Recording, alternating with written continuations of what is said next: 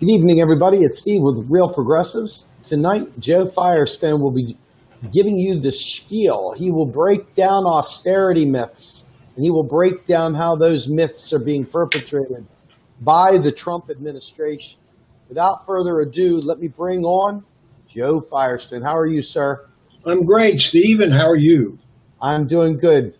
Rock 'em out, buddy. Rock 'em out. Okay, thanks. Bye.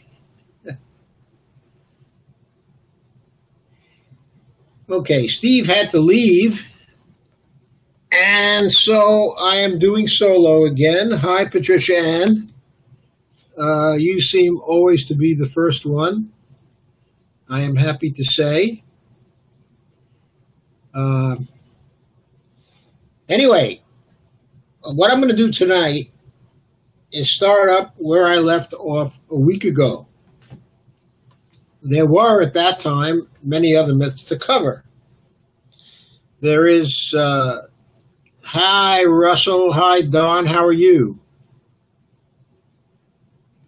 Hi, Robert. How you doing?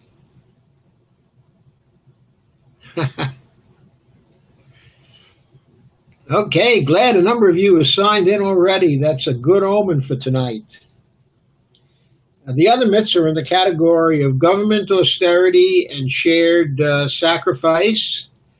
Hi, Mrs. B.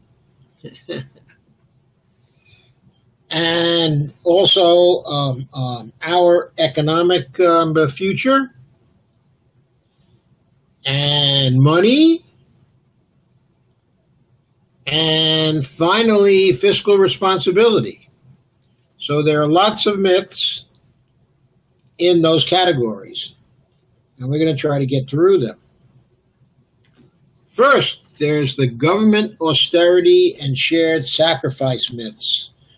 Oh, that's a big one. It's been a big one over the years for the Republicans, and a big one also for the Democratic sellouts, and a big one for the former president.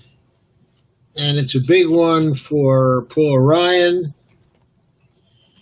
And it's a big one for Mitch McConnell. And it's a big one for all the people who are trying to hurt us at this point. They all love shared sacrifice.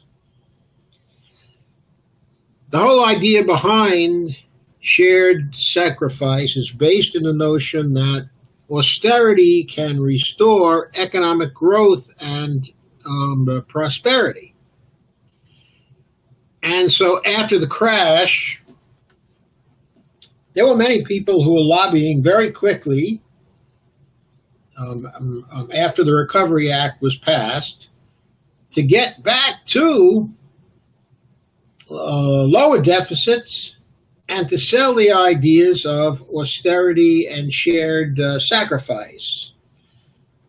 And what one finds is that these ideas are brought in when leaders want to cut spending on social programs in order to reduce or avoid raising taxes on their wealthy supporters.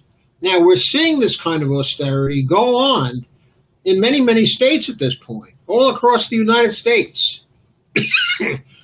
Republicans in power have been cutting various state programs, cutting jobs in education. They've been cutting all kinds of public services all across the United States, because the states are broke, they say. And then, as Scott Walker did in Wisconsin, they turn around and they say, well, we got to attract industry and business to our states in order to get the economy going. So we need big tax cuts for the wealthy. And that's why we can't pay for all these programs anymore. We can't have any money for the programs because they're not as important as getting these businesses to come in from out of state. They're not as important as it is for us to compete with other states. And so you get the proverbial race to the bottom in the United States. across the various states. And Republicans are expert at the race to the bottom. They don't even care if they ruin their states. For example, Mike Pence, in Indiana, probably would not have been reelected if he were not nominated for the vice presidency, because he was very unpopular in Indiana, because he was making that state a much tougher place to live in at the time, and his prospects for reelection did not look good.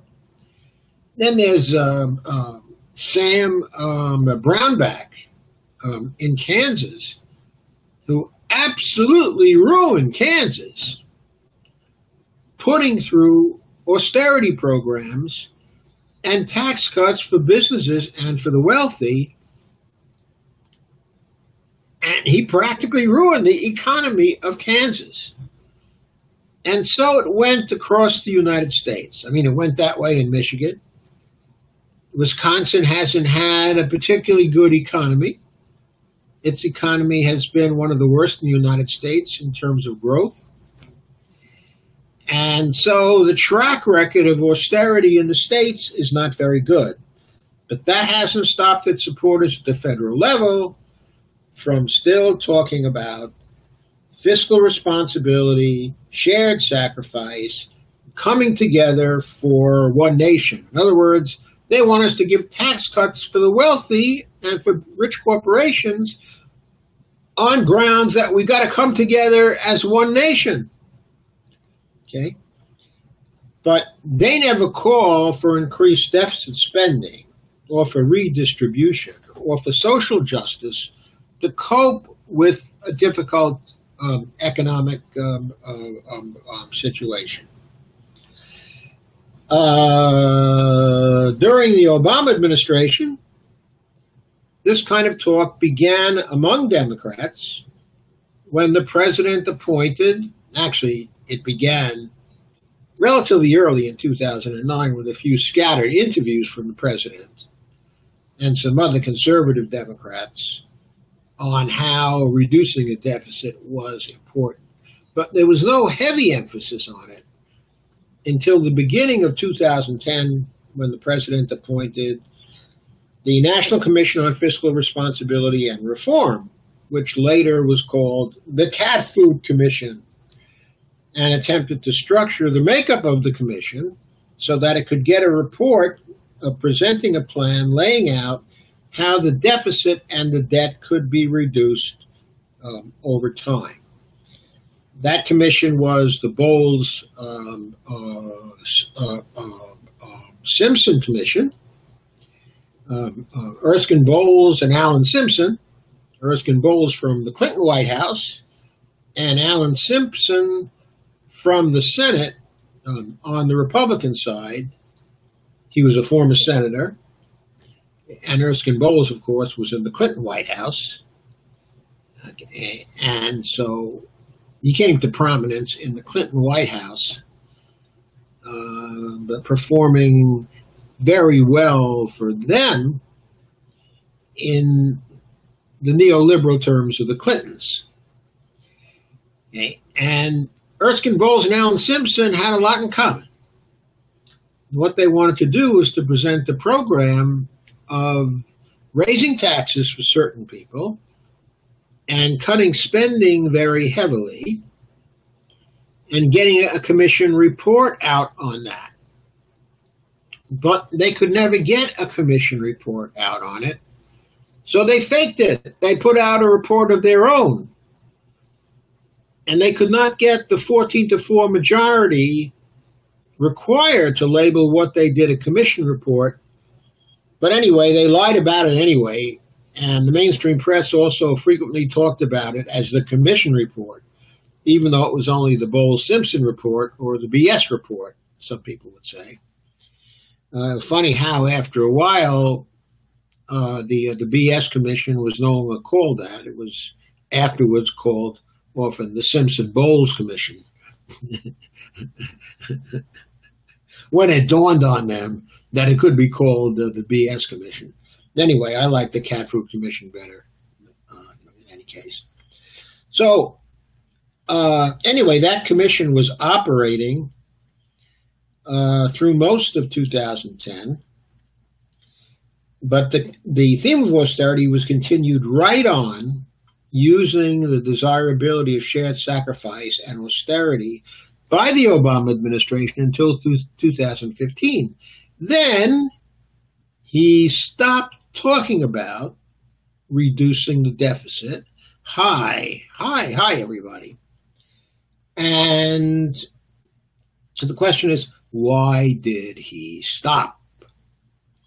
Well, my guess is that he kind of agreed with Warren Buffett on the issue of the appropriate deficit size for the United States.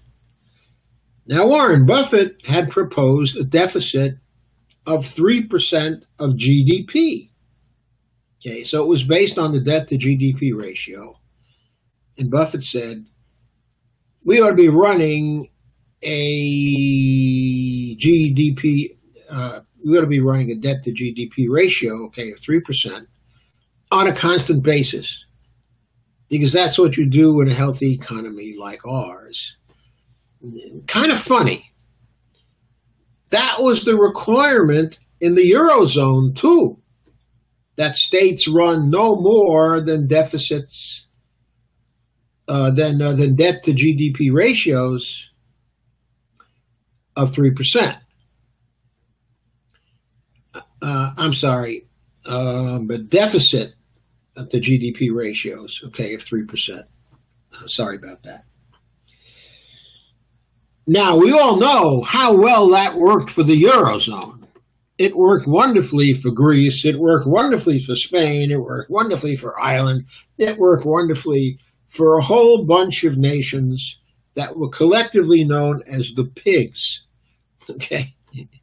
I mean, basically what it did is it disadvantaged those nations that had to run a trade deficit, and it advantaged those nations, such as the nations of Northern Europe, and particularly Germany, who were successful in running a surplus all the time.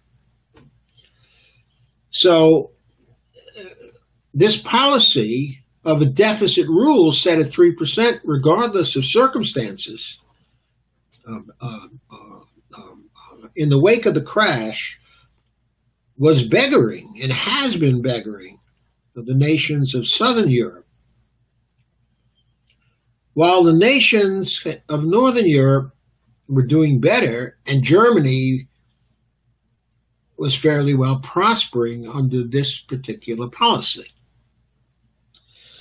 So it was a very uneven, okay, and unequal thing. It's worked in terrible fashion for Europe, where in the southern nations, the unemployment rates have been extraordinarily high, at great depression levels, in fact, for some time.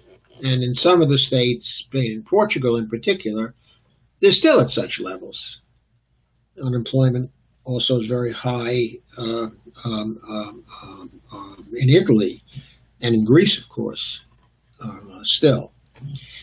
Anyway, okay, Obama got our deficits down over a period of years with the aid of the Republicans, who he was able to blame his policies on,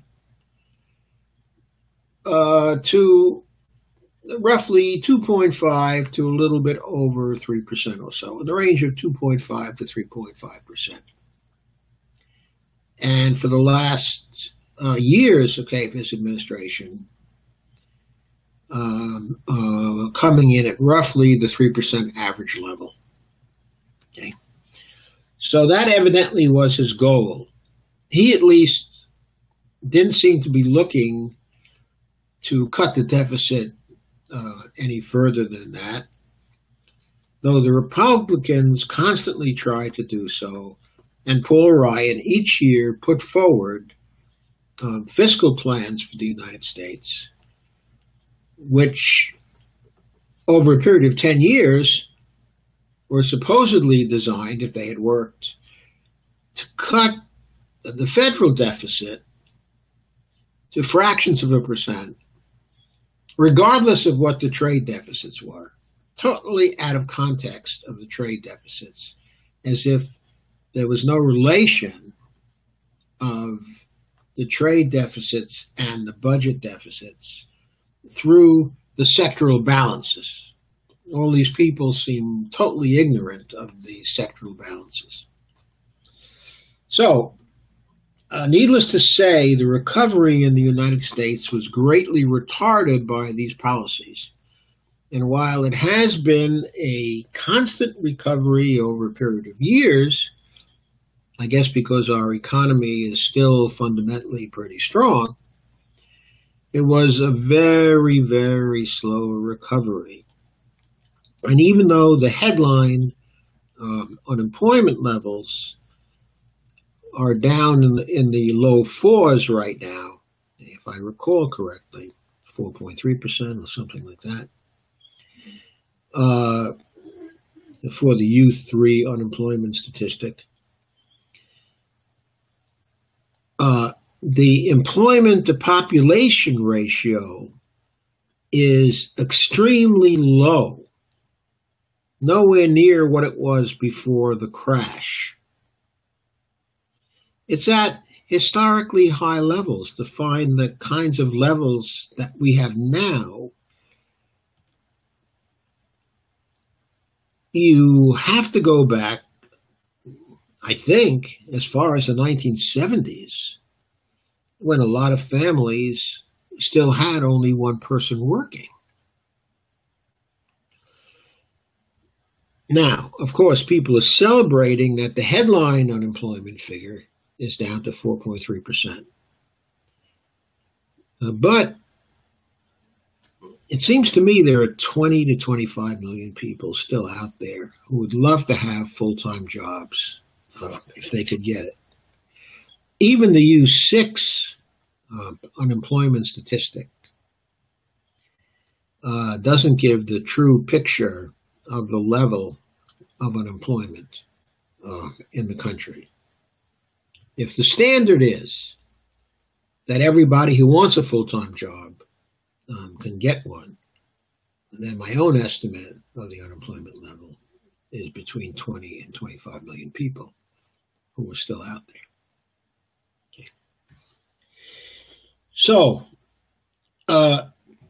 we've recovered, sort of. We've recovered in terms of the headline statistics. But if we look at the wage levels of people,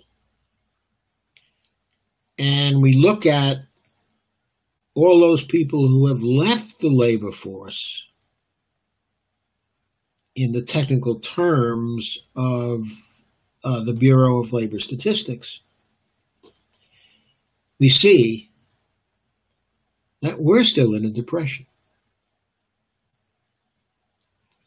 We're technically no longer in a recession because we've been recovering for a long time from the pit.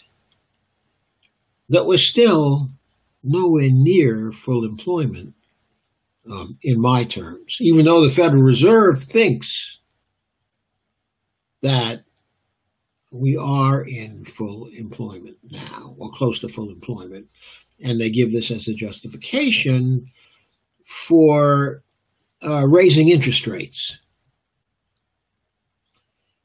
which they've been threatening to do for some time, but they consider the economy still too fragile, so they're going slow with it. But their intention seems to be to raise interest rates, okay, as much as they can, okay, because then later when the economy goes into a tailspin, partly because they raised those interest rates, they'll have room to lower them again. I never understood how this particular treadmill made any sense. Can you understand it? It makes no sense to me. Anyway, Obama thought that fair play and shared responsibility should guide us as we pay down our public debt and as we invest in the future.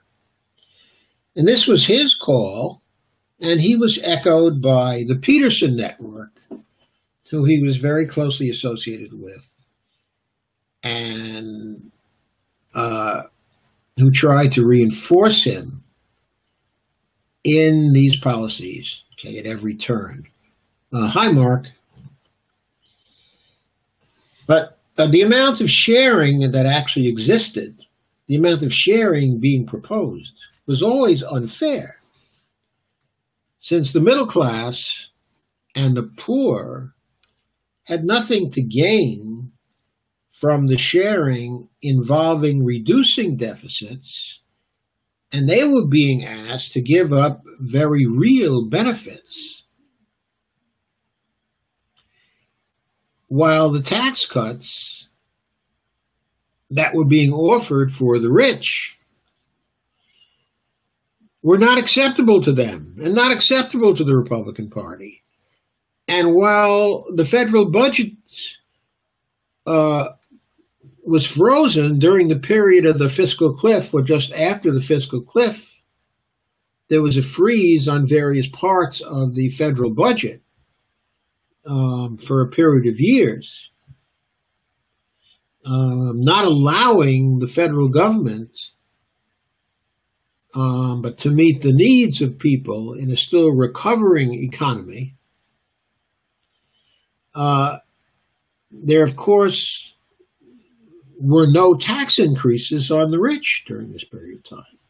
No tax increases on the wealthy corporations. They continued to get away with what they had been getting away with. So, the shared sacrifice was never implemented.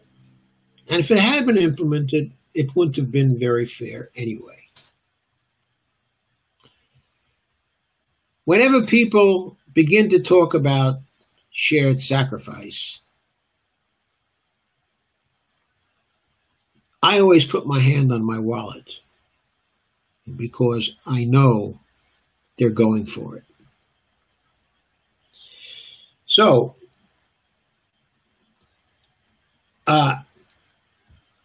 in truth, shared sacrifice is just a myth, and there is no sacrifice necessary because the federal government is not running out of money. As we saw last time, that very idea is a myth, and shared sacrifice in part is based on that idea that the federal government is short of money. There's also no need to sacrifice for fear of running up interest rates in the bond markets. Because if we don't want to, we don't have to borrow from bond markets. Furthermore, the bond markets don't really control the interest rates. It's the Federal Reserve working in coordination with the Treasury Department that controls the interest rates. And we see that when we note that the Federal Reserve kept interest rates near zero for very, very long during the recovery period, and only recently has started to raise those rates again. And yes, so the rates have risen because the Federal Reserve changed its policy and has allowed them to start to rise again. But this wasn't due to the bond market. It was due to policy. These are policy variables, not variables controlled by markets.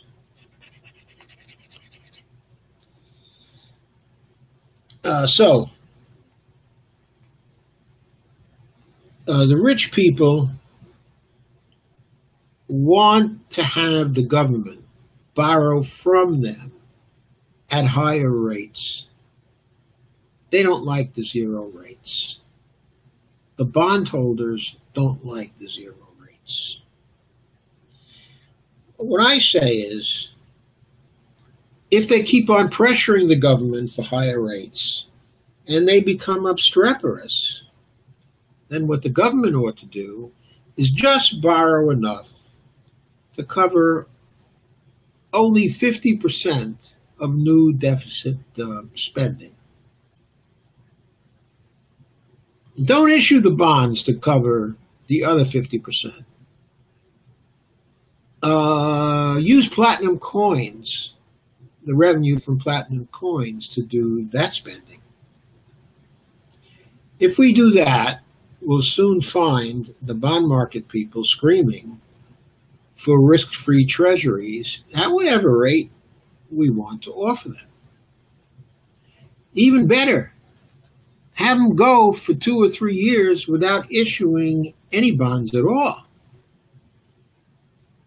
Then don't worry, the bond markets will be screaming for bond issuance.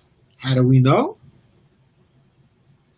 Because in the early 1980s, I think it was in the 1980s, might have been in the early 90s, I forget. That's exactly what happened in Australia. The Australian government realized it didn't have to issue any bonds to pay for its deficits. And it started just issuing non-interest-bearing currency or reserves. After this went on for a while, there were groups of bondholders who were begging the Australian government to start to issue bonds again. And even though the Australian government had no need at all to issue the bonds, it started issuing the bonds once again.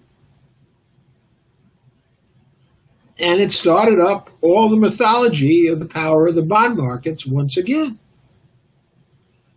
We really live in a strange world.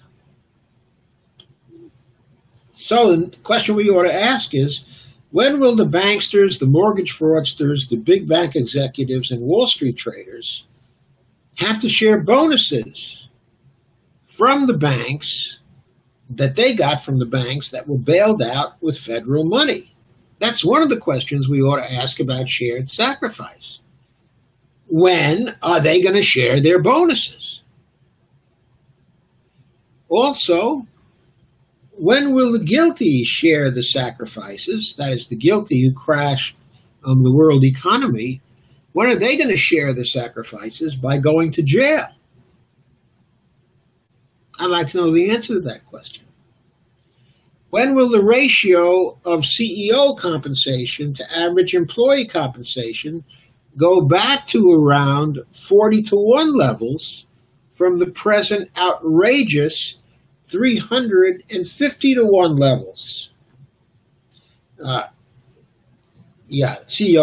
ratio of CEO compensation to average employee compensation in their companies.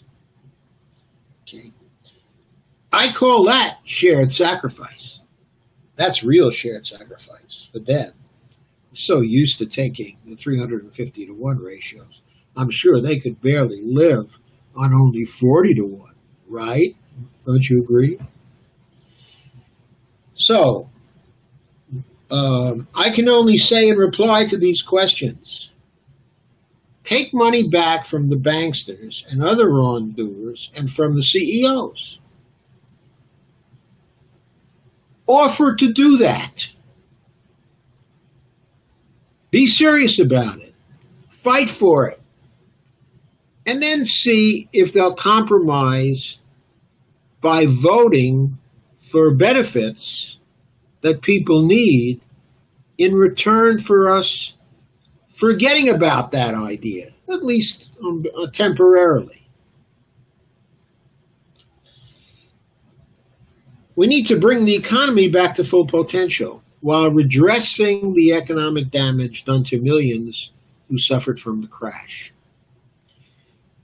And we need to take the economy out of the hands of the 1%.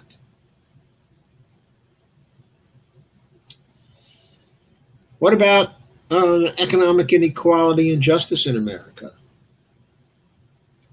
Perhaps the biggest problem we have is the extent, well, I guess not the biggest. The biggest we have is the climate change problem. Probably the next biggest is the extent of economic inequality, which has now led to the extreme situation where political inequality has developed to extremes over the last 4.5 decades. Now, the degree of economic and political inequality threatens the existence of our democracy and our open society. We see it all around us in the treatment that is given to demonstrators who are exercising their civil liberties and their civil rights. We see it in the voter suppression. We see it in the unequal treatment at law that people get.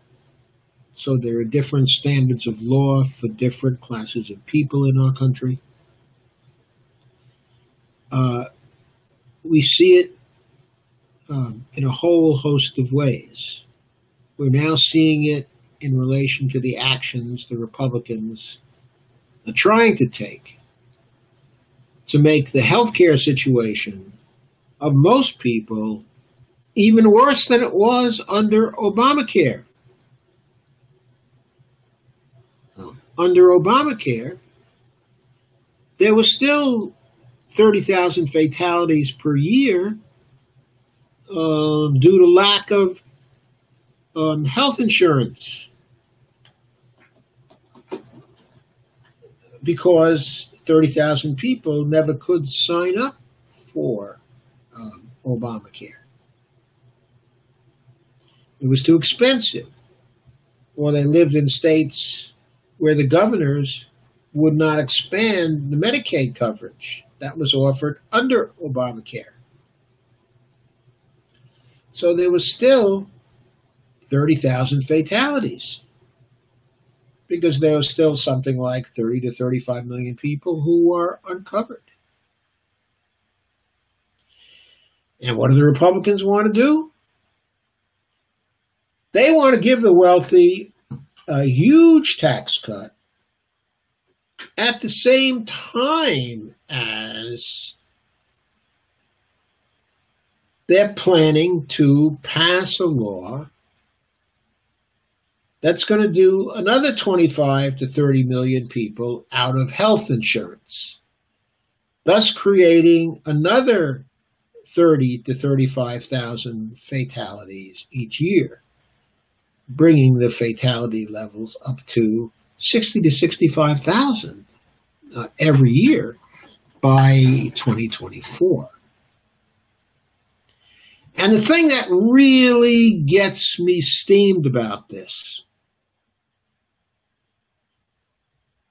is that these two issues are entirely separate. They're using the tax cut issue, running it through the austerity memes,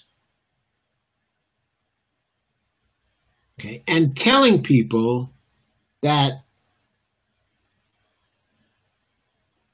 in order to pass their tax cut program, I don't know, they're not explicitly telling us this, but this is what the message of the law is sending. It's saying that in order to cut these taxes for our wealthy people, which Obamacare imposed on them, we're just going to have to cut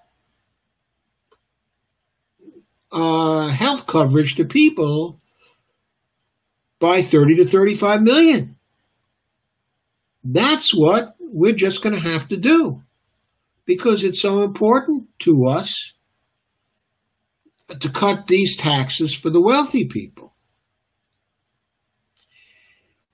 Well, that in itself is a shameful message and a dishonest message also. But even worse is the fact is that due to what we know very well that these two things do not have to be tied together. They could very well pass a Medicare for All package tomorrow, and they could still give their contributors that same tax cut. They could still repeal the Obama taxes from the Obamacare program and give that tax cut to their contributors. That's within their power to do. But they insist on not only giving these monetary rewards to their supporters, but also on punishing us in the process. Yeah, Teresa Sanders says it's plain old genocide. Well, technically it doesn't qualify as genocide because we're a homogeneous group of people. And they're not trying to kill all Americans, only trying to kill a rather high percentage of us. So technically, it's not really genocide. It's just plain old tyranny. So, the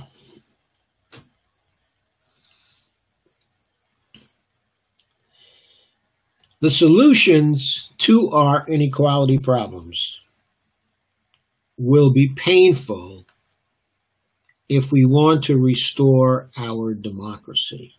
Yeah, that's comforting, isn't it, Sandy? So I ask you, who should and must bear pain? Not most of us, but the people who benefited over the past decades from the neoliberal policies. They're the ones who ought to bear the pain so that a greater measure of equality, and with it equality of opportunity, can be restored to the United States. That this should happen is only simple justice. And it is time in this country for that simple justice. So, here's more myths. The federal government austerity to create jobs myth comes from the crowding out myth. What is the crowding out myth? It is that government deficits lead to crowding out of the private sector from the loanable funds market, which is supposed to be inherently limited in relation to the loanable funds that are available. So the idea is when government deficit spends, it goes in the market and it crowds out the private investors and the private businesses that may be trying to borrow money. It's siphoning off money from the loanable funds market. Until recently, maybe even now, that's what Paul Krugman thought. The big liberal, Paul Krugman, thought that. Anyway, there is no loanable funds market, which has to provide funds before a loan is concluded. When banks provide loans to people, banks generate loan funds as deposits in borrowers' accounts out of thin air. Banks have the authority to generate such deposits, assuming they have a creditworthy borrower, and they judge who's creditworthy and who's not. So they make their loans first, and only then they seek the reserves necessary to meet Federal Reserve requirements. If they don't meet the requirements, then they got to go into the federal funds market and borrow from other banks. If that market is frozen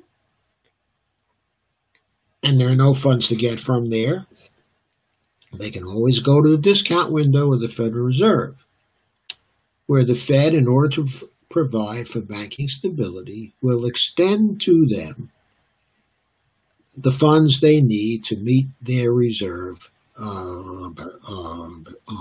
requirements. So, these requirements don't serve as any constraint at all on bank lending. That is the key thing to understand.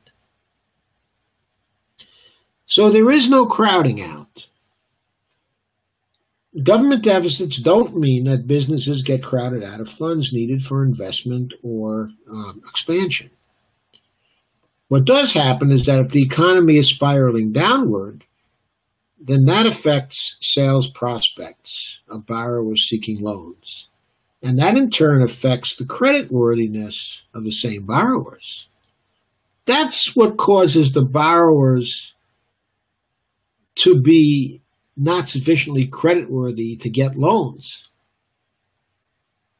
So rather than austerity restoring business confidence and providing a good a good environment for growth, it does the opposite. It creates expectations of a bad business environment going forward, which then puts a damper on new investment and new job creation. So rather than government austerity calling forth business confidence fairy, quote unquote, to start a move toward prosperity, what one gets from austerity is a collapse in demand and a strengthening of recessionary trends in a downward spiral. If the government runs active deficits aimed at high fiscal multiplier deficit spending, that creates new private sector investment, new borrowing, and job creation. We would expect then that economic reality creating demand is followed by an upsurge in business confidence and private job creation grounded in economic conditions better than just mere expectations that conditions will get better due to austerity. And the way to create that kind of reality is for government to actually spend on direct job creation at a living wage with good fringe benefits.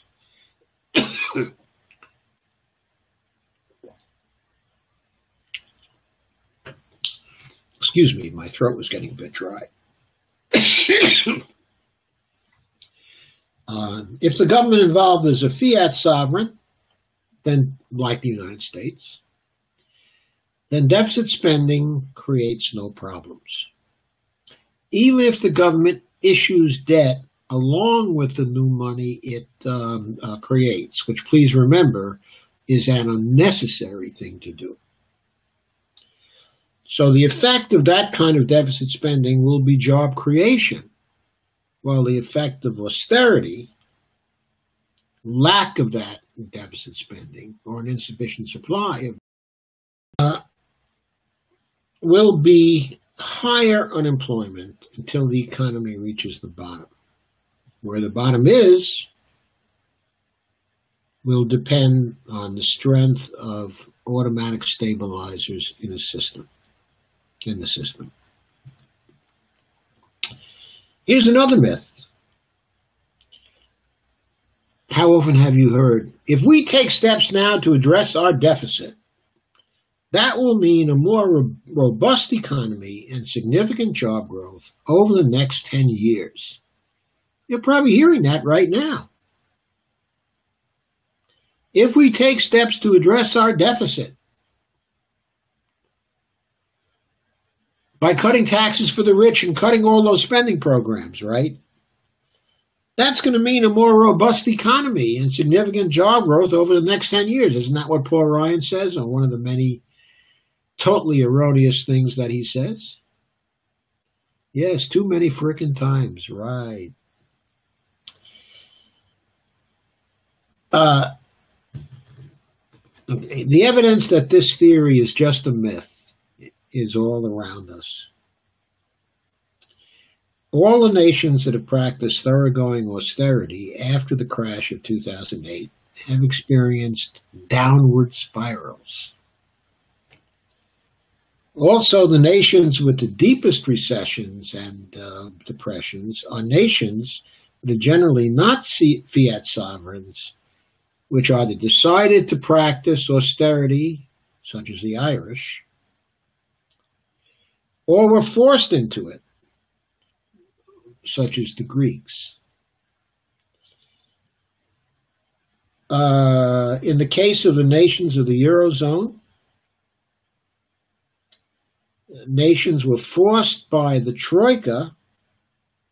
Okay, remember, the Troika is the European Commission, the European Central Bank, and the IMF, to practice harsh austerity. And it is in those nations practicing harsh austerity that after the crash, we've seen the worst economic results in terms of loss of wealth for most of the people and high levels, of unemployment. In some of these nations, youth unemployment rose to 50 to 60%.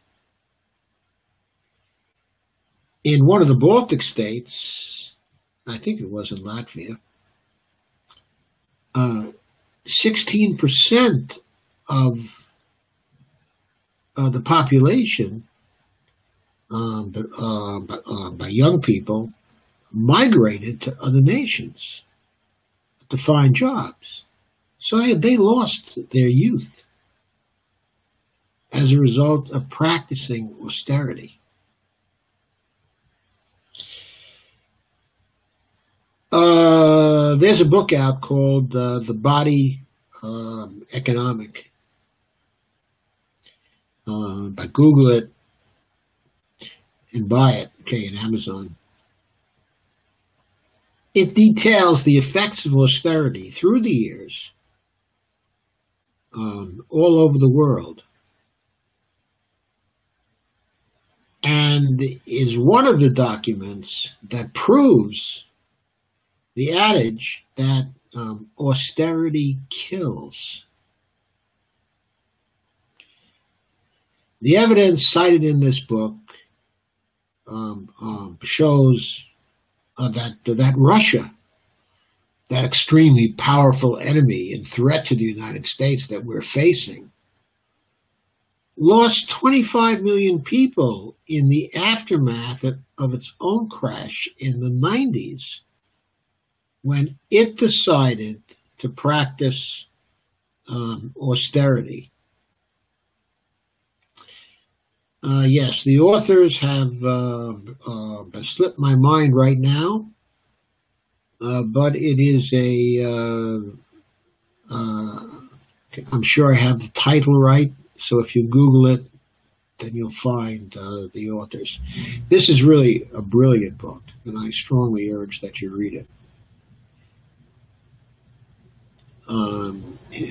It's among the most important books out, other than my own, of course. So,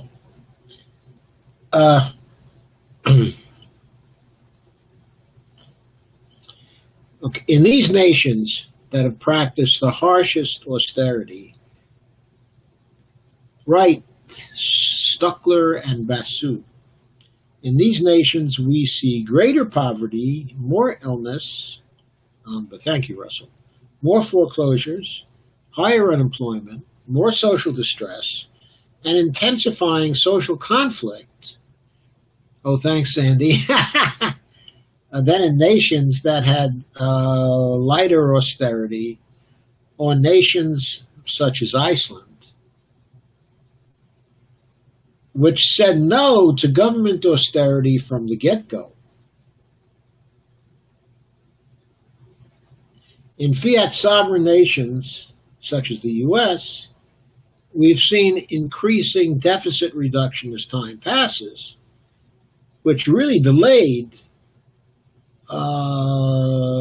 recovery, as it has in those nations that have practiced it, that did not have large trade surpluses, such as Germany. Still, fiat sovereign nations have had a much easier time and sustained much more robust economies than their fiat non-sovereign peers. If we look at the record, I think the conclusion we have to draw here is that there's very little evidence for the notion that austerity creates job growth, and very much evidence that it creates increasingly high unemployment and related, ugly, painful social costs. And we also have considerable evidence that lesser austerity hurts employment levels less, and the job growth is restored more rapidly than if austerity is practiced.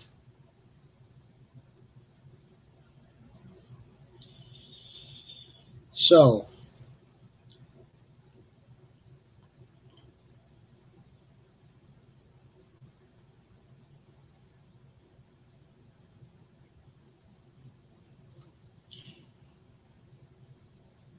what does the record show in nations that have firmly rejected austerity in reaction to the downturn? There are, unfortunately, few of those nations. Among them are Iceland, China, Australia, and to a lesser degree, Canada. These nations did comparatively well until recently, when they have backed off their deficit spending. Now, China did this because it became afraid of inflation. But it still must be running a growth rate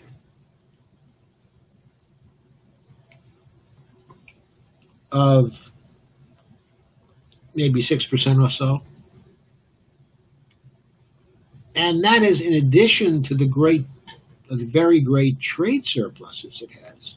I mean, it's not running a trade deficit. So, they're getting a boost from their trade surpluses in terms of money coming into the economy. And they're also getting a boost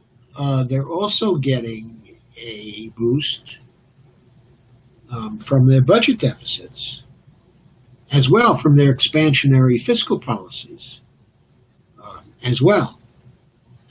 So Mark Fabian asks, how could China be afraid of inflation? I don't know. I suppose they don't want to impose rigid price controls. Maybe that's why. There was evidence their economy was getting overheated. And there they are influenced in part by some Western economic doctrines. I mean, our economics have seeped in there to a degree. And so they backed off somewhat. They backed off their growth. So,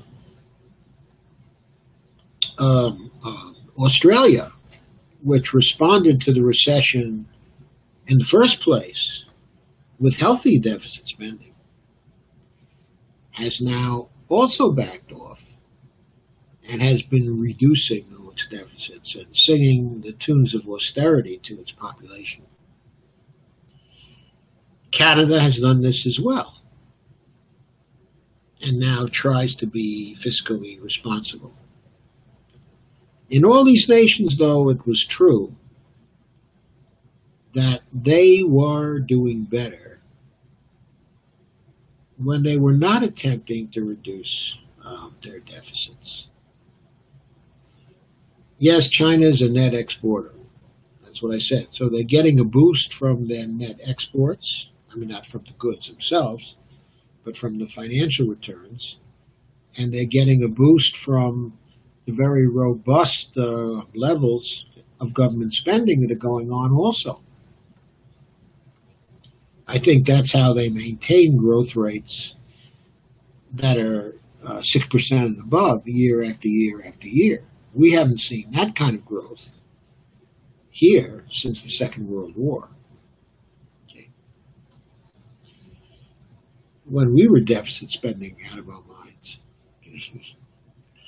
So, those that have used government fiscal supports most vigorously during the crash never experienced very much of a downturn at all. Well, where have the ideas of austerity gotten a boost from recently? Why have they been so potent? Well, in 2008, 2009, there appeared news of a study from which the conclusion was drawn that there is a 90% debt to GDP ratio threshold, beyond which, according to the conclusions that people drew from this study,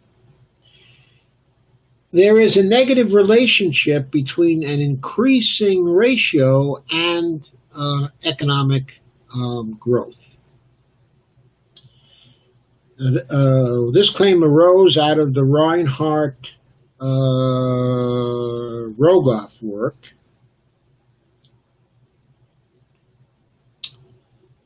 which said that past the threshold of 90%, there is a negative relationship between an increasing ratio beyond that 90%, okay, and economic growth. However, in light of coding errors that were later discovered in the data, when the data was finally released to people in 2013, there is now no reason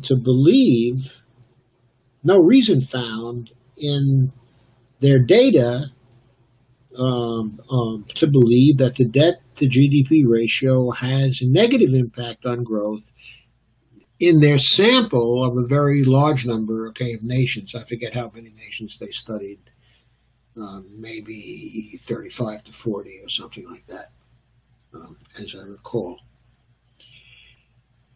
But I want to emphasize, even if there were some evidence in the data for that, for fiat sovereign nations, the most immediate remedy for a high debt to GDP ratio is to create money to pay back old debt as it falls due without issuing any new debt when performing deficit spending.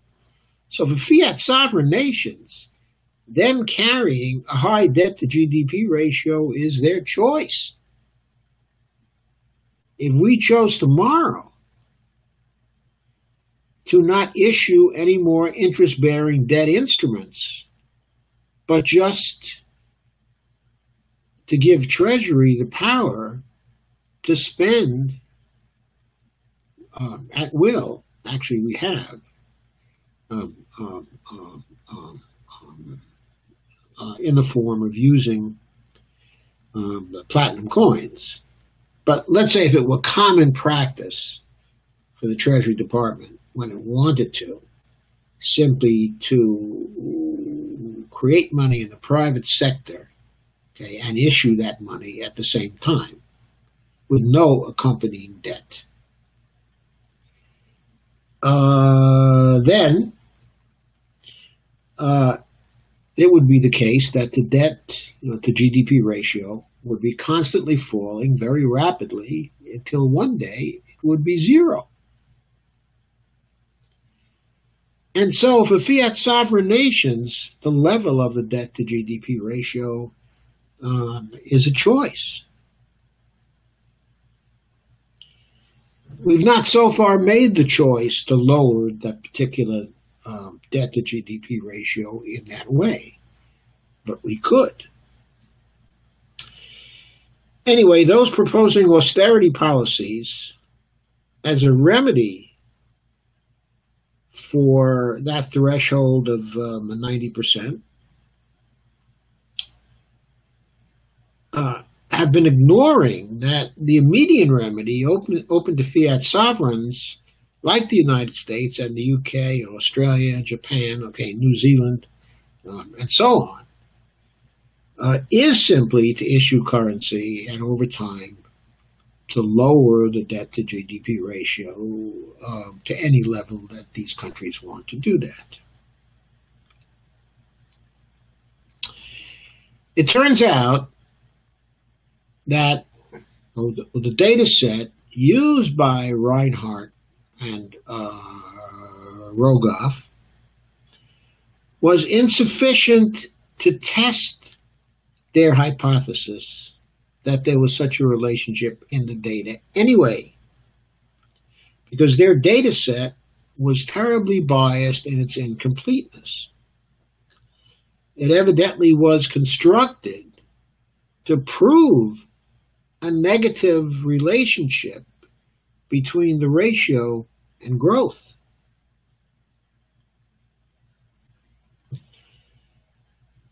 And in fact, there may be such a relationship in nations lacking non-convertible fiat currencies and floating exchange rates, in other words, monetary sovereign nations, and or having external debts in currencies they cannot issue. But there is no such relationship, or one would not expect to have such a relationship within fiat sovereign nations. But the RR data didn't include such a variable or other contextual variables as well, which may have been very relevant to the relationship that they supposedly discovered.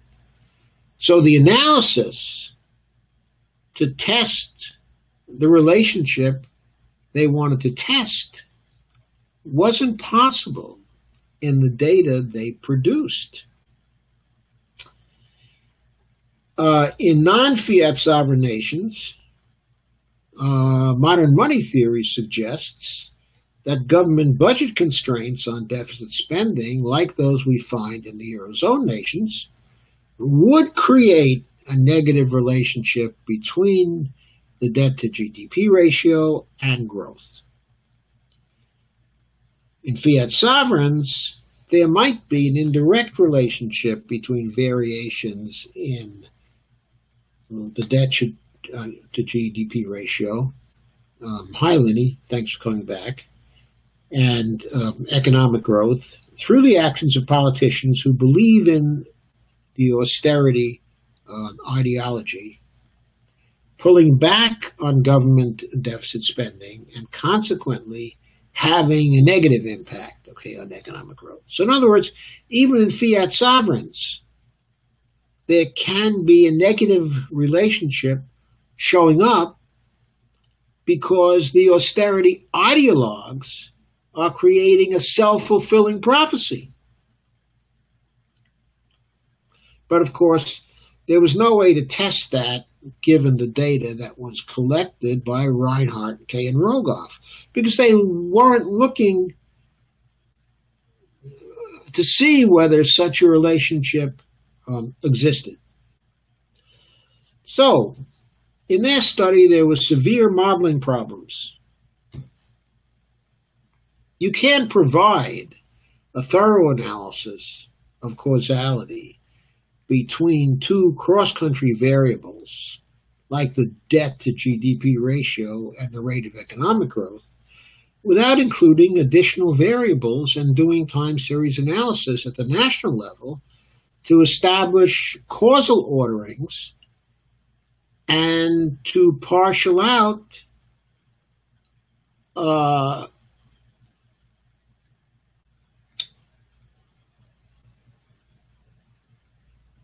spurious correlations. This fact about analysis in the social sciences has been well known for at least 50 years. I published an article about it myself in Philosophy of Science Journal in 1971. And people were for the purpose of giving people a political argument. From a social science point of view, as Randy Ray said, that's a piece of crap. Now, I have a message from Russell saying that he's lost the video. I have no indication at this end that the video was lost. Everything looks like it's ship shape, okay, on my machine, and I have my image where it should be on the screen. So, Patricia Ann Austin says you're back now. So everything should be ship shape, as far as I know. And Russell says also that it's back up, and Allison says no, it came back. So I don't know what caused the interruption. Well, Teresa says it froze 3 times. So we're having technical difficulties, but in this case, I don't know why, because I'm not using an iPad tonight. I am using my regular computer, which is all plugged in, and there shouldn't be any power problems or anything like that interrupting us. So the problems must be solely due to the internet. So anyway, as Randy Ray said, with enormous justification, the RR study was a piece of crap from the get-go. He was saying this in 2009 and 2010, as was Bill Mitchell, as was some other MMTers. But everybody ignored us. We were ignored for years until the economists at the University of Massachusetts, an economics department that has a Marxist orientation, by the way, or a strong Marxist orientation in the department, was able to get the data from Reinhardt, okay, and Rogoff. And one of their graduate students, for his thesis work, or I guess part of his thesis work, did a reanalysis of their data and discovered spreadsheet errors. And then there were a number of articles, okay, that appeared that were based on that data, subjecting it to increasingly sophisticated analysis and showing that even if you corrected their spreadsheet errors, there was nothing to the relationship that people were drawing from the study. Anyway, this study had great influence in 2009 when it first appeared, and in 2010 when the Peterson Network, the Peterson Foundation and the Associated Network were trumpeting the importance of austerity, which they have continued to trumpet since then, but partly as a result of this economics dog, which never barked. Millions around the world have lived with economic hardship for years because economists at the world's most prestigious international institutions were all too ready to believe that that Reinhardt and Rogoff, both of whom were prominent in those particular circles, were right, and that there was such a relationship in the data. Millions, however, with the aid of this analysis, lost their homes, went into bankruptcy. Many thousands needlessly died from lack of medical care, from stress-induced alcoholism and violence, from pure despair, from depression, and from suicide. Many more are still dying across the world, especially in Greece, whose people are very long-term victims of the government austerity will lead to prosperity era. The strange case of the dog that did not bark, yes. When the dog finally barked in 2013, and it was discovered that one big reason for the conclusion coming out of the study was a spreadsheet error discovered by some graduate students. Guess what impact that had on austerity? Well, to be fair, I think it did have a long-term impact. But that impact took a long time to percolate through the system. Because, of course, the proponents of austerity, even in the face of that study, doubled down on it. Reinhardt and Rogoff defended themselves to the hilt, not wishing to admit that they had made an error in their conclusion, in spite of the fact that the data supporting the conclusion had a critical spreadsheet error in it, which, if you take account of, washed out the relationship they said or implied was there. And they still didn't back off the hypothesis in the face of all the analysis done by the UMass people and by other people as well, and economists at the top levels of international institutions only slowly responded to the critical studies of the Reinhardt and Rogoff group that began to appear in 2013 and 2014 and 2015. By the way, some of those studies were done by the UMKC group also. Okay, some critical studies by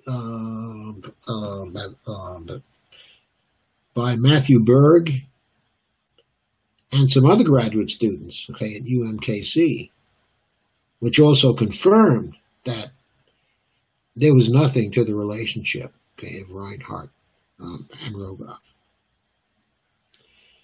But still, and to this day, they stick to their guns, insisting that there is such a relationship.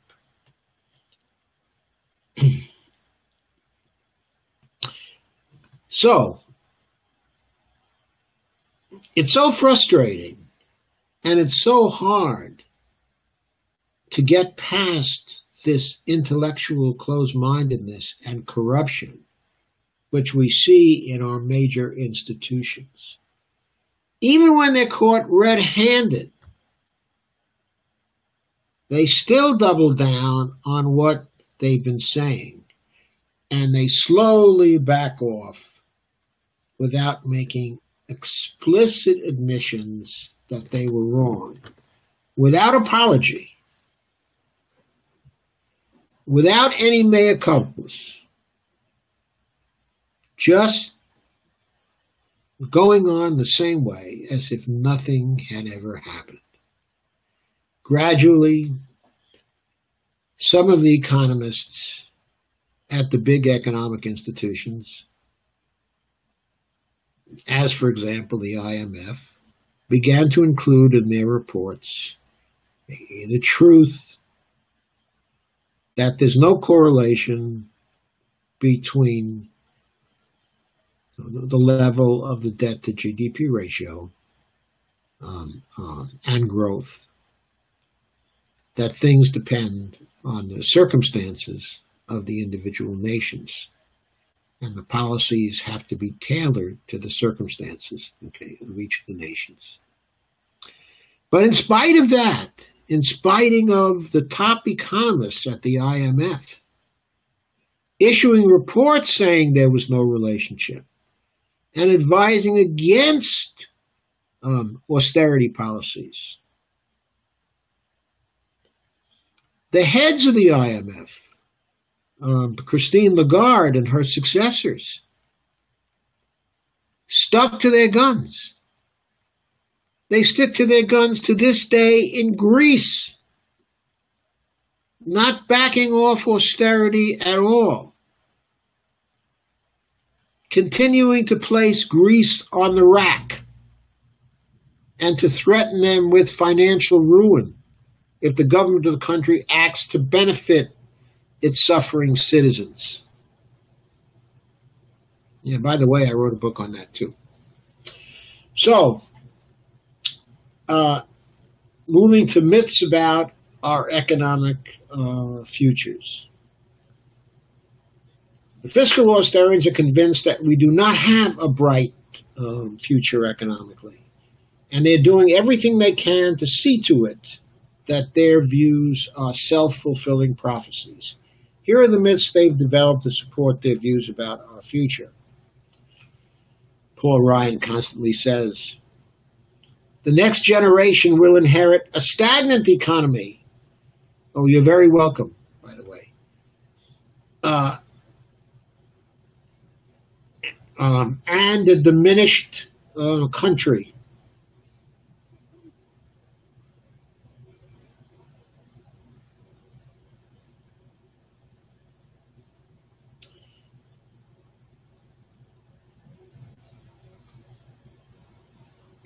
Paul Ryan stated this myth very clearly, and he bases it on a projection from the stagnant economy we have been running, with the great assistance, by the way, of Paul Ryan, who's been trying to cut spending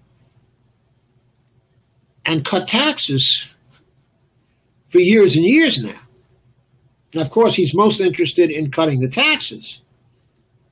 But since he doesn't want to admit there's no relation between cutting in taxes and deficit spending, or no necessary relation, he keeps on wanting to impose that relationship on the rest of the United States through his budgets. Now, his budgets are never adopted wholesale, but of course the Democrats go in with budgets of their own and they negotiate. And the result is a budget that hurts people and never helps people. Over the years, more and more hurt is inflicted gradually because Ryan keeps on coming back with a hardline budget, and the Democrats keep coming back with too little, too late, and then make a compromise that cuts further federal spending and discretionary programs and social programs.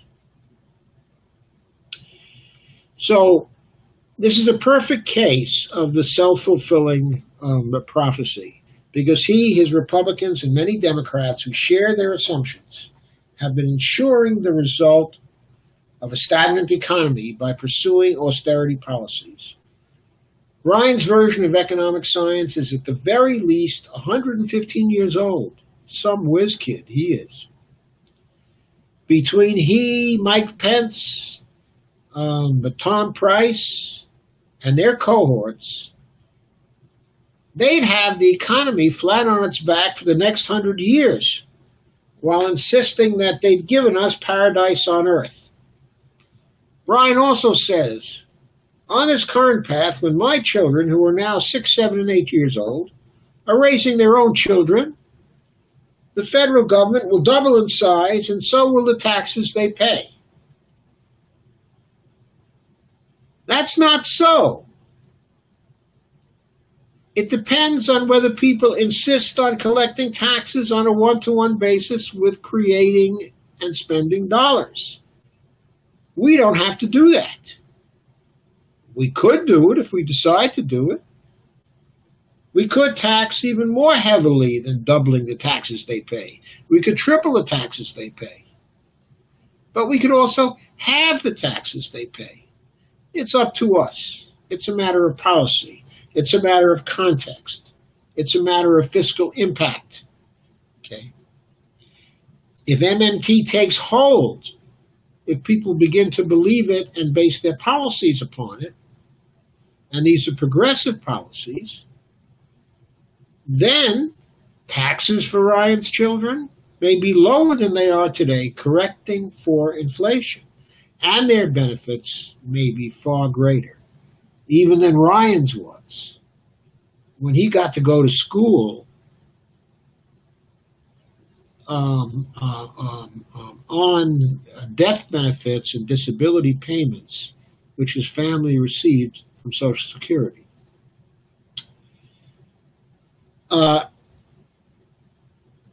Here's another thing people like Paul Ryan say. They say our high and increasing debt will sap our economic growth. We know, however, from many, many programs on Saturday nights and Sunday nights, and on Steve's programs, and from some other broadcasts, okay, by some great MMT economists we've had on here. We know that the sectoral financial balances accounting identity says that deficits are positive savings for the private sector as long as deficit spending exceeds the size of the trade deficit. And we know there is no such thing as deficits crowding out private borrowers from financial markets, because deficits generally increase the value of private net financial assets, which in turn can serve as collateral for bank loans. And as pointed out earlier, the banks can create loan funds in the process of lending. So deficits are good for the private sector as long as the trade deficits exist and exceed, and are lower than the budget deficits. And the debts, further, that may accompany those budget deficits are not a financial problem for the U.S. fiat sovereign. But again, for the nth time, if you find them a problem because they bother you aesthetically, then just issue the platinum coins of very high denominations and get rid of them over time. Eventually, the debt to GDP ratio will be zero, and the debt level will be zero also. That is to say, I should be precise and say, the debt subject to the limit will be zero. Actually, reserves and currency are themselves debt in the sense that they are future federal tax credits. So they are debt in that sense. But they're not debt in the sense that we must pay interest on, or that they qualify as debt under the law that specifies the kind of debt that's subject to the debt limit, subject to the debt ceiling. So, how about the myth that we're in danger of becoming the next Greece or Ireland? Well, I've heard just about enough of mindless comparisons of Greece and Ireland to the United States and other nations that are sovereign in their own currency. Ireland and Greece use the Eurozone's currency, not their own currency. They get run or ruled by the Troika. So they both have a solvency and a political risk problem, not shared by nations like the United States or the UK, or some of these nations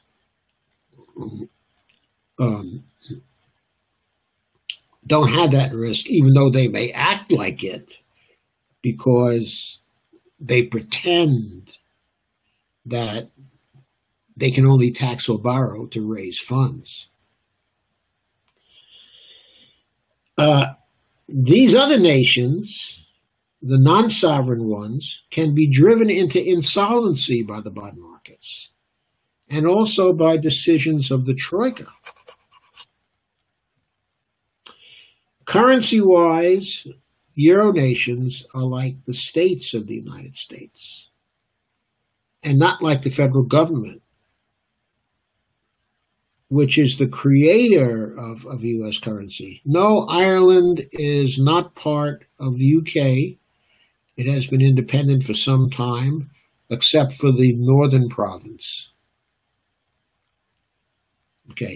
which is a part of the UK still.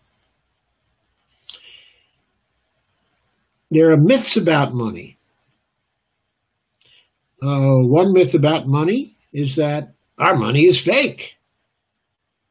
People say it's mostly electronic. Well, that's true.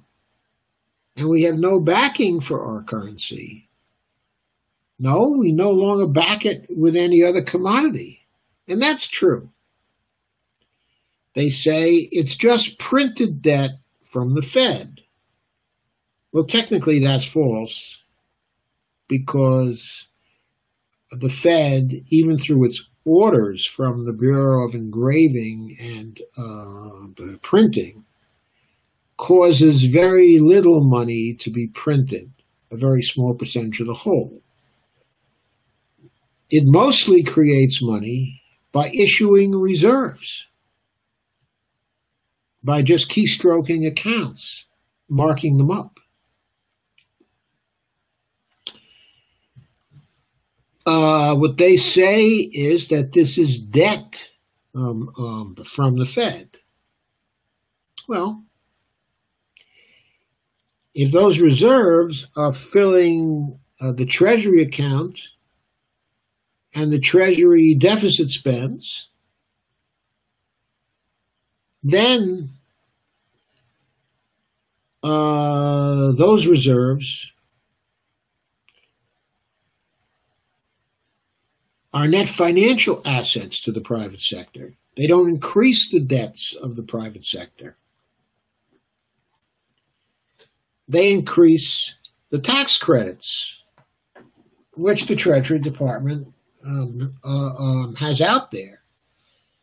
But the Treasury Department doesn't have to pay any interest on those tax credits. Okay? Of course, if it issues bonds to supplement those dollar tax credits that it puts out there, then it will incur interest, because it offers interest, so people will buy the bonds.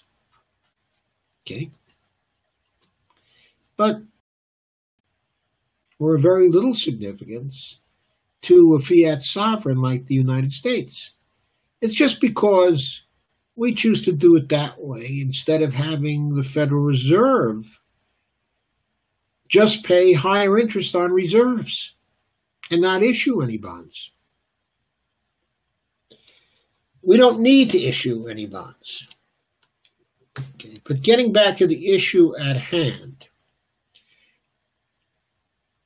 the people who believe that this is only debt from the Fed say we have no way of paying it back, but we always have to borrow more.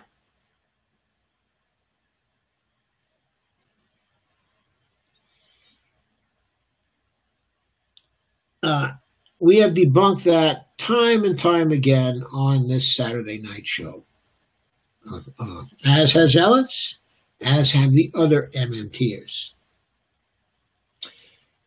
Yes, our money is mostly electronic, and yes, it's backed only by the full faith and credit of the United States. But it is among the soundest currencies in the world, most in demand, okay, by other nations. We can pay it back without borrowing more, if by borrowing more you mean that we issue interest-bearing debt instruments. If we choose to, as we've shown here many times, we can issue without any borrowing in that sense. What we can do is issue high-value platinum coins, deposit them in Federal Reserve accounts, and thus force the Fed to credit reserves to first the Mint's public enterprise account, and then the Secretary of Treasury can sweep that to place the seigniorage into the Treasury spending account. We can do things that way if we want to, and repay the debt in that way as it falls due.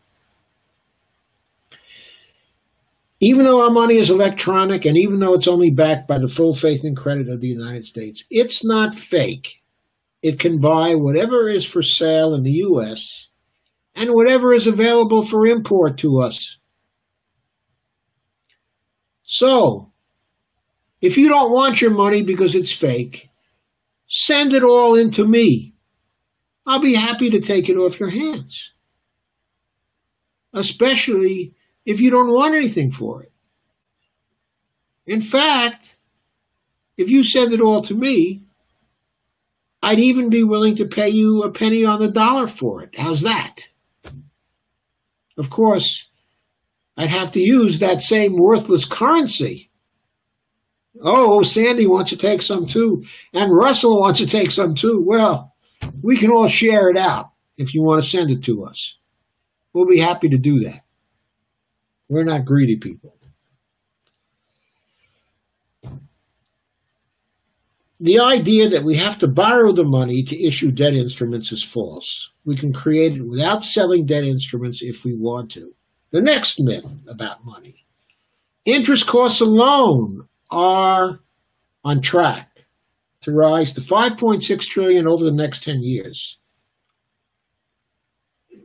says Paul Ryan, I believe, becoming the third largest federal program and threatening to crowd out critical investments in our economic future. They say we can't let our future be diminished by our past. Now, I've already explained. Crowding out is itself a myth. It doesn't exist. I've also explained why interest costs are in our hands. We can drive them down to nothing, okay, at any time we wish.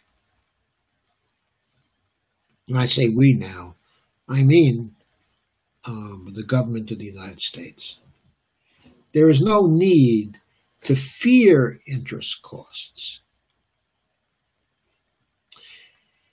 Of course, even if interest costs do go up, what will happen then is that, well, the federal government will pay out more money to wealthy corporations and mostly to rich people. The little old grandmas somewhere in Kansas are not going to make much from federal bonds compared to these institutions. But what's the worst that can happen? Whatever the interest costs, the federal government, as a monetary sovereign, can pay the interest costs. And the extra money sent to the private sector, even if it goes to mostly wealthy people, will serve as a stimulus. Now, they'll probably waste about 2/3 of the money by taking it out of the economy so that it doesn't circulate here. But if the interest costs go up by $300 billion or $400 billion or $500 billion, 1/3 of that will still be stimulus to the economy here.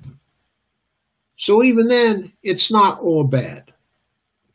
It's only bad from the inequality point of view, not from the economic stimulus point of view. So now we get to the final set of myths I'd like to talk about. And those are the myths about fiscal responsibility. These myths say that fiscal responsibility is closely related to fiscal sustainability, and that the debt to GDP ratio is closely related to both ideas, to such an extent that the conventional wisdom, which is to say the Ryans and the Petersons and most of the Democratic Party and most of the Republican Party, has for years taken the debt to GDP ratio as the key measure of fiscal sustainability. The higher the debt to GDP ratio, the lesser the fiscal sustainability, according to these people. That's why they're so alarmed that we have a debt to GDP ratio now of, if they count what the government owes to itself, I think it's now reached a level of 106% or something like that. So they're real upset about that. Okay? And so they think that the government is less fiscally sustainable now than it was before. That is one myth. And they also feel or believe that since our fiscal policy has resulted in increasing the debt to GDP ratio to that extent that it's dangerous to fiscal sustainability, they also believe that our policies have been fiscally irresponsible and continue to be fiscally irresponsible and will be more fiscally irresponsible the more the debt levels and the debt to GDP ratio both rise. That's what they think. So they want us to lower the debt to GDP ratio. Not by minting platinum coins and paying the debt off as it falls due, but by cutting spending. And to be fair to Peterson himself and his group, they always give lip service to raising taxes.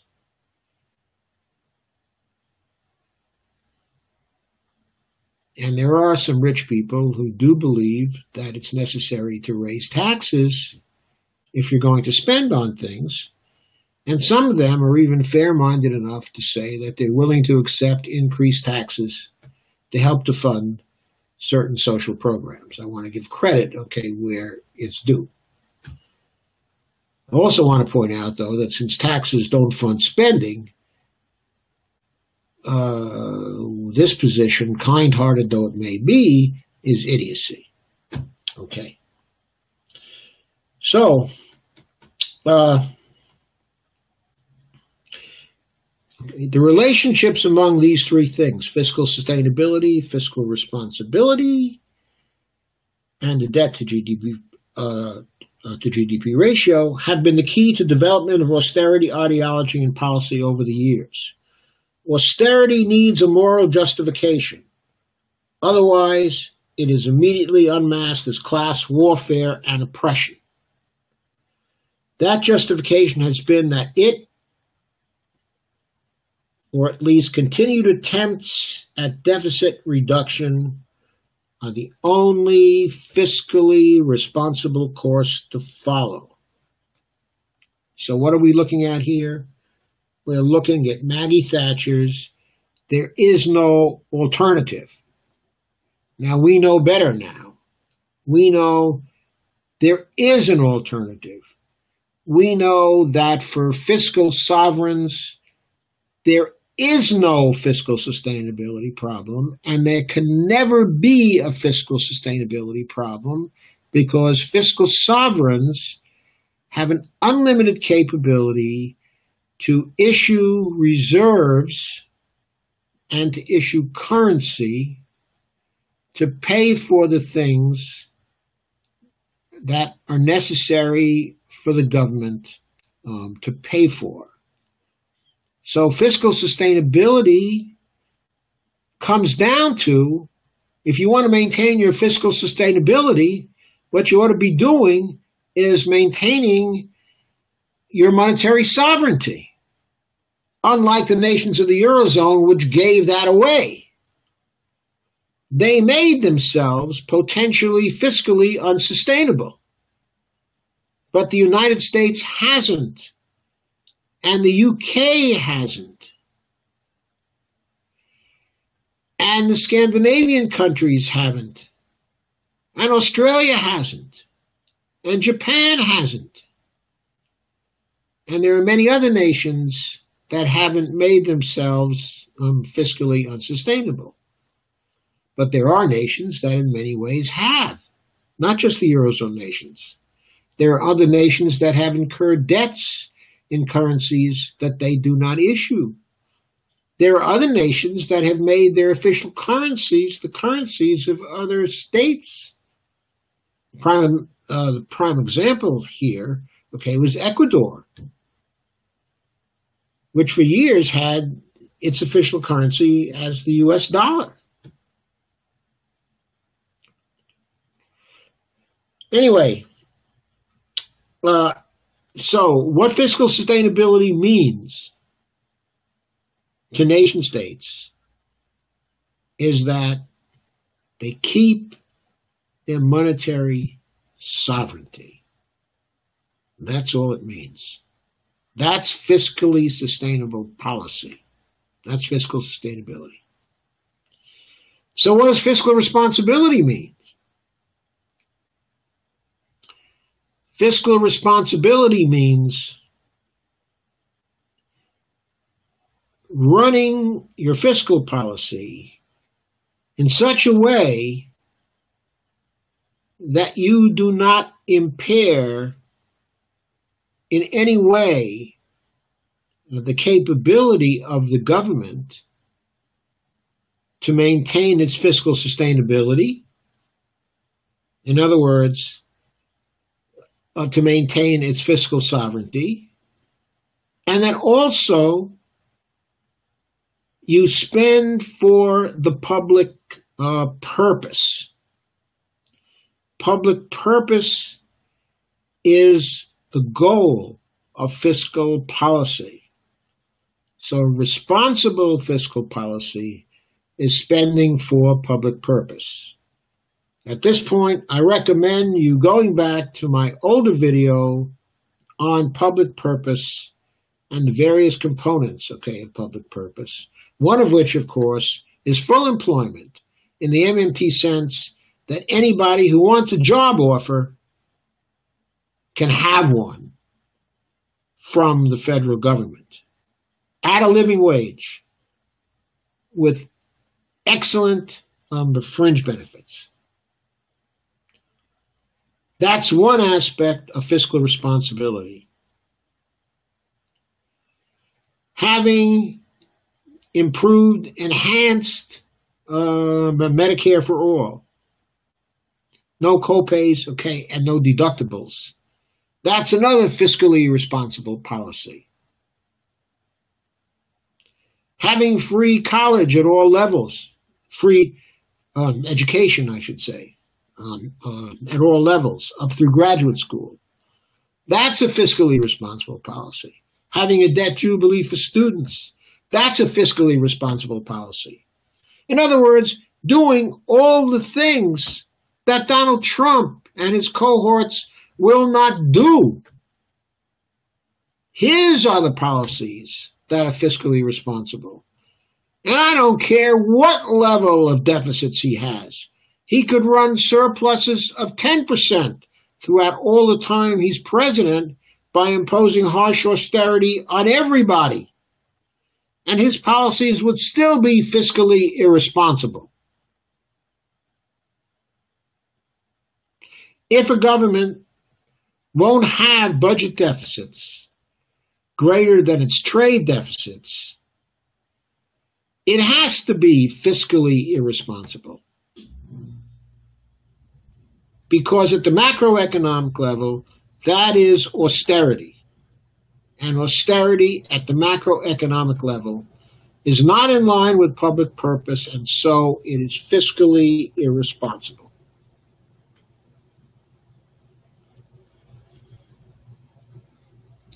It's often stated, not just often stated, but the Austerians are committed to the idea that the public debt to GDP ratio is a valid measure of fiscal sustainability.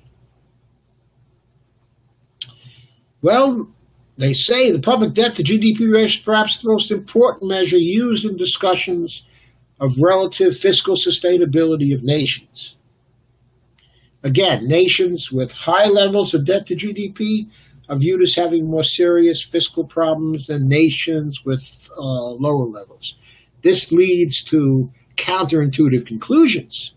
In other words, you'd have to say that Japan is less fiscally sustainable than Greece, for example.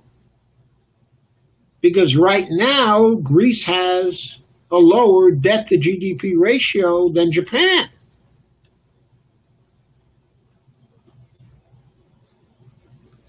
However, nobody's worried, nobody's explicitly worried or acting as if they're worried over the fiscal sustainability of the Japanese government. Nobody's worried about the fiscal sustainability of the U.S. government, in spite of what the Austerians say. They may say they're worried about the fiscal sustainability of the U.S. government, but when they buy U.S. Treasury bonds by the barrelful, they don't give any indication through their behavior that they're concerned about the fiscal sustainability of the United States government. So,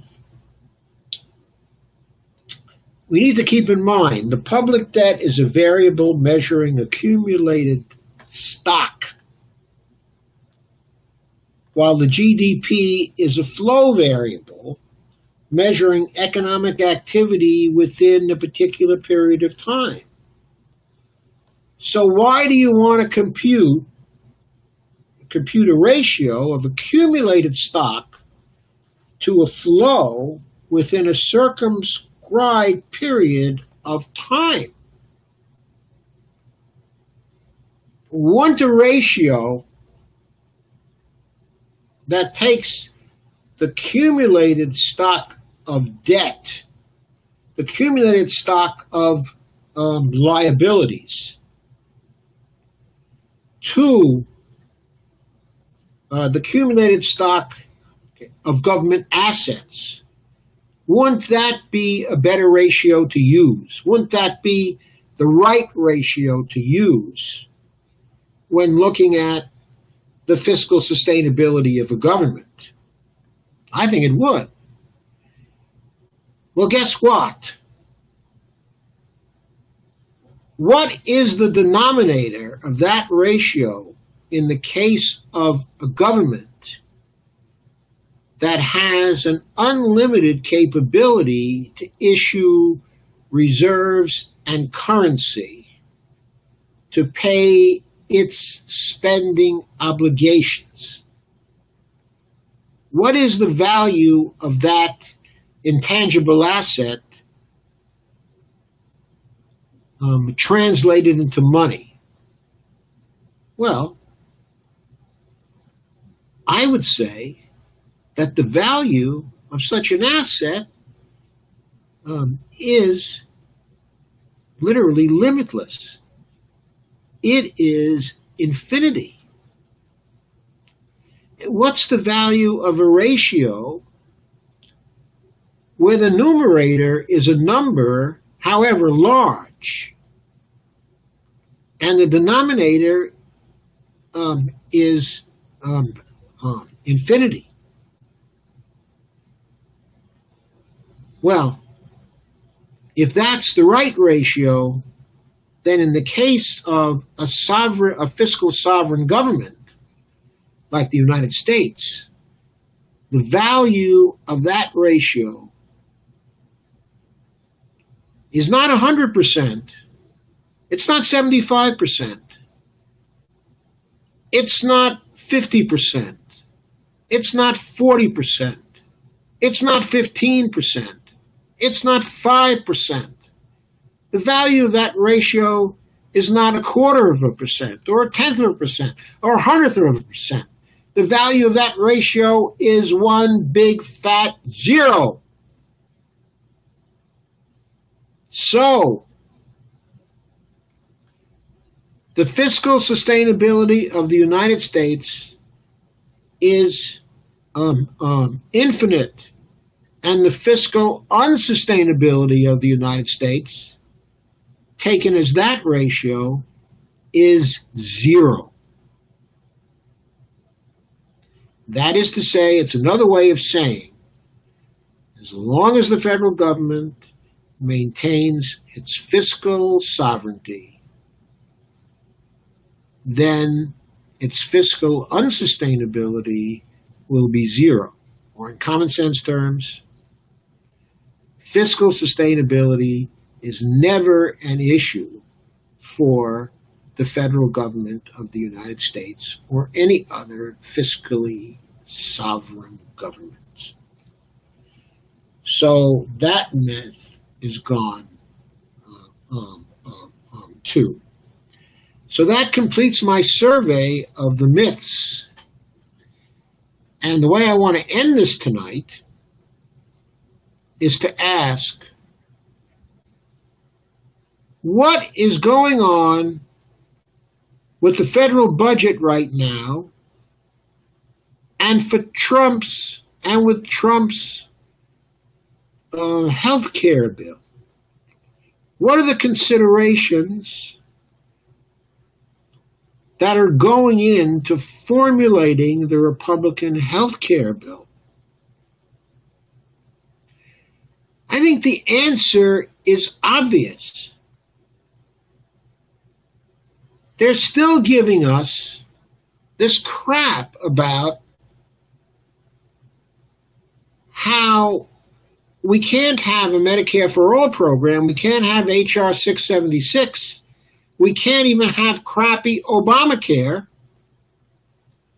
because federal funds are limited, because the funds are not there, because of all these myths they throw at us, because that would be fiscally irresponsible, because that would endanger our money, because we might become the next Greece, because high and increasing death will sap our economic growth, because we'll leave our grandchildren, our children and grandchildren with a mountain of debt, because if we don't cut our debt, we'll inherit a stagnant economy in a diminished country,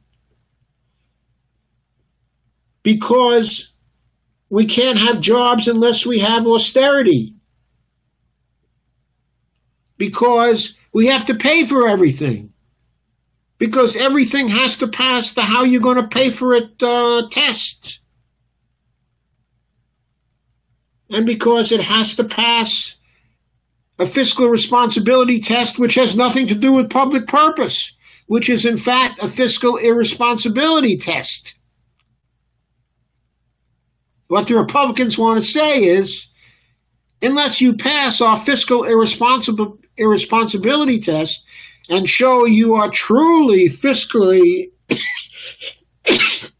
irresponsible by giving the rich huge tax cuts and knocking 30 to 35 million more additional people off of health care,